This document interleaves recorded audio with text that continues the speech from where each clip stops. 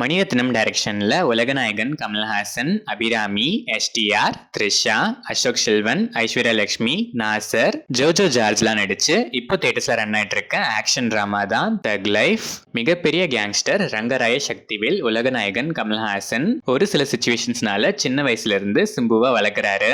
அவர்கிட்டயே வளர்ற சிம்பு ஒரு கட்டத்துல அவரிடத்துக்கே வந்து சிம்புவே ரங்கராய சக்திவேல் ஆகணுங்கிற சிச்சுவேஷன் வர அதுக்கப்புறம் நடக்கிற சம்பவங்கள் தான் தக் லைஃப். இந்த படத்தோட run time 2 hours and 45 minutes. படம் ஆரம்பிச்சது பிளாஷ்பேக் போர்ஷன்ஸோட கொஞ்சம் நல்லா தான் ஸ்டார்ட் ஆச்சு.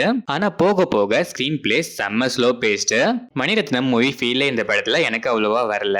அந்த அளவுக்கு மணிரத்னமோட டச்சஸ் ரொம்பவே ரேரா தான் இருந்துச்சு.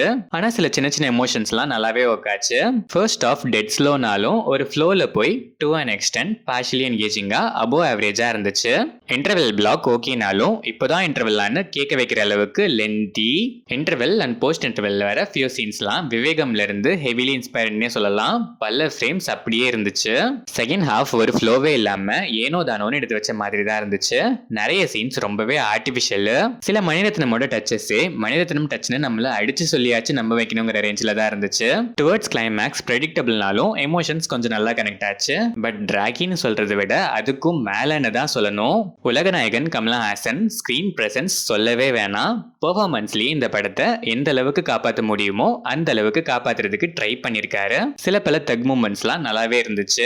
எஸ்டிஆர் இந்த படத்தோட மிகப்பெரிய பிளஸ். செம்ம எனர்ஜெட்டிக் பெர்ஃபார்மன்ஸ். அபிராமி சில சீன்ஸ்னாலும் மெச்சூர்ட் எமோஷனல் பெர்ஃபார்மன்ஸ். த்ரிஷா இந்த படத்துக்கு கண்டிப்பா தேவையே இல்லைங்கிற அளவுக்கு அன்வான்டான ஒரு அடிஷன் தான். இவங்க சீன்ஸ்லாம் ட்ரிம் பண்ணா அட்லீஸ்ட் ரன் டைமை குறைக்க வச்சு ஹெல்ப் பண்ணிருக்கும். அசோக் செல்வன் பெருசா ஸ்கோப் இல்ல. ஃபர்ஸ்ட் ஹாஃப்ல ஒரே ஒரு சீன் தான். செகண்ட் ஹாஃப்ல கம்பேரிட்டிவ்லி கொஞ்சம் டீசென்டான ஸ்பேஸ் இருக்கு. Settled performance. ஐஸ்வர்யா லட்சுமி இந்த ஸ்டோரிக்குன்னு பார்த்தா ரொம்பவே ஒர்த்தா வந்திருக்க வேண்டிய ஒரு கேரக்டர் தான். பட் ரைட்டிங்ல ரொம்பவே வீக் ஆயிடுச்சு. அதனாலேயே எமோஷனலா இம்பாக்டுமே கம்மி ஆயிடுச்சு. நாசர், ஜோஜோ ஜார்ஜ் அண்ட் அதர் ஆர்டிஸ்ட்லாம் ஸ்கோப் இருக்கோ இல்லையோ அவங்க கடமையை சிறப்பாகவே செஞ்சிருக்காங்க. டெக்னிக்கலா பார்த்தா சினிமாட்டோகிராஃபி, கேமரா ஆங்கிள்ஸ்லாம் நல்லாவே இருந்துச்சு. விஷுவல்ஸ் மணிரத்னம் பிலிம்கான ரிச் டோன்ல எந்த குறையுமே வைக்காம ஆப்டாவே இருந்துச்சு. ஏஆர் ரஹ்மான் சாங்ஸ்லாம் நல்லாவே ட்ரிம் பண்ணிட்டாங்க. மச் எக்ஸ்பெக்டட் முத்தமலை படத்துல இல்லவே இல்ல.